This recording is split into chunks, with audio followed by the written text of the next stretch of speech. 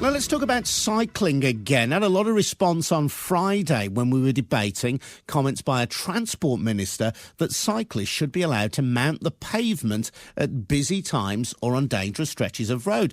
Well, the West Midlands MEP Nikki Sinclaire was listening to our debate and wrote on Twitter that, in her opinion, all cyclists should have to wear a fluorescent top with a registration number on it. I thought that was an interesting idea. Let's find out more now from Nikki. How are you? Good morning. Still seething about Edwina. We might come to that in a moment. But I know that your comments in response to our programme on Friday about cyclists got a huge amount of response in their own right. So just tell us what your plan is and why you think it's important, Nikki. Well, I think it's for safety. And the comments on Twitter kind of went into overload. I'm certainly not anti-cyclist. I'm a cyclist and I can get the time myself. And I think I've just tweeted a picture of me cycling with a fluorescent jacket on this morning. So it's not that. I actually just think that cyclists need to be accountable, that they need to observe the highway code. I'm not saying that the cycle itself should be registered, so I'm not seeking like a registration plate for cycles. I don't think that's workable. I don't think that would be cost effective. What I'm seeking is a registration of cyclists, and not on all roads. I'm talking on main roads in the cities. Now, this wouldn't work probably most places in the world. In the UK, it would work because we have the most cameraed cities in the world.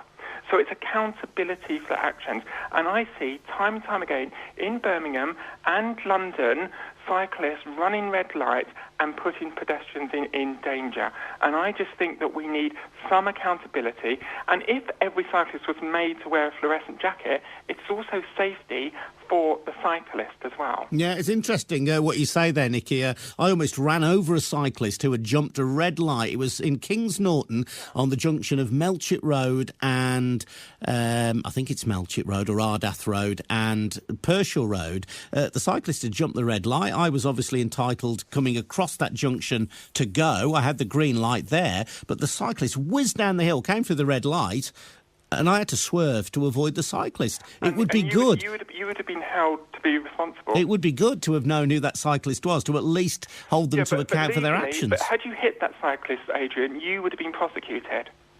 Let's bring in Graham Hankins. Graham's from Birmingham Push Bikes, been cycling around Birmingham and the Black Country for the last 30 years. Hi, Graham. Good morning, Adrian. Indeed, I have, yes. So Nikki's not saying she's anti-cyclist by any stretch. No. Just saying in towns and cities, Yep. Let's make every cyclist wear a fluorescent vest Yep. and have a unique registration number so that cyclists, just like motorists, can be held accountable for their driving. This is going to be a very brief call on behalf of all cycle campaigners everywhere, to at least the ones I have knowledge of. I would say no to the above. Because? Right.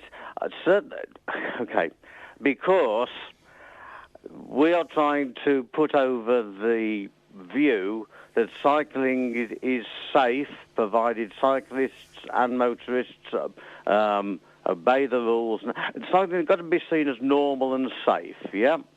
By all means, a fluorescent jacket should not be compulsory. If a cyclist wishes to wear a fluorescent jacket, that's their choice, and certainly at night. But under normal daytime conditions, where we would be against the compulsion of fluorescent jackets, and I don't know about this registration system. That would obviously have to have some formality behind it. And cycling campaigners would see that as a barrier to people cycling. There's lots of what we call near-market or would-be people out there who would like to cycle, but the more you've got to do this, you've got to have that are put in front of them, that would be seen as a barrier to cycling in the first place. Nikki, can you persuade Graham? You have licences for lots of things. You could say that about seat belts. You could have said that about registration cards. Or you have a licence to fish in this country. Yes? So come on, it would be a very simple thing that you could register online. You would click a box saying that you've read the highway code and understand the highway code and get a unique registration. I also think there's an element about insurance here. Had that you encountered an accident there, Adrian, with your example, your insurance would have had to pay, even though it wouldn't have been your fault. So there's all these elements. Yes, I'd love to see Boris bikes here in Birmingham, but why can't people carry those vests fold up very, very neatly? They could just carry one of those and easily just unwrap them, put themselves on, get their bike would name it different to a Boris bike, and then there'll be a way. We need to encourage cyclists, more cycle lanes, absolutely, absolutely, but we need some form of accountability for everybody's safety.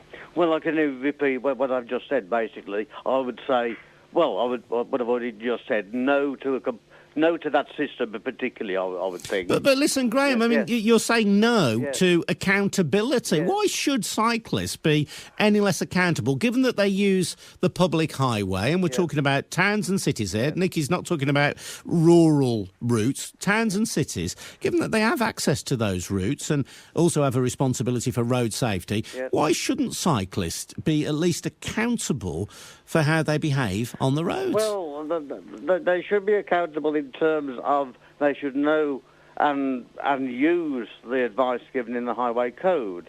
But Nikki's saying that doesn't make them accountable, does it? If an idiot runs a red light and almost bumps into my car, they're not accountable. They can cycle off and they're gone. Well, okay, there are reasons why cyclists should not run red lights. That is the most persistent breaking of the highway code rule that everybody sees. But I maintain the view that any additional things that you make cyclists need to do in order to ride bikes would deter people who might cycle from doing cycling at all. OK, Graham, thanks very much indeed for joining us. Thanks also to Nikki Sinclaire, West Midlands MEP.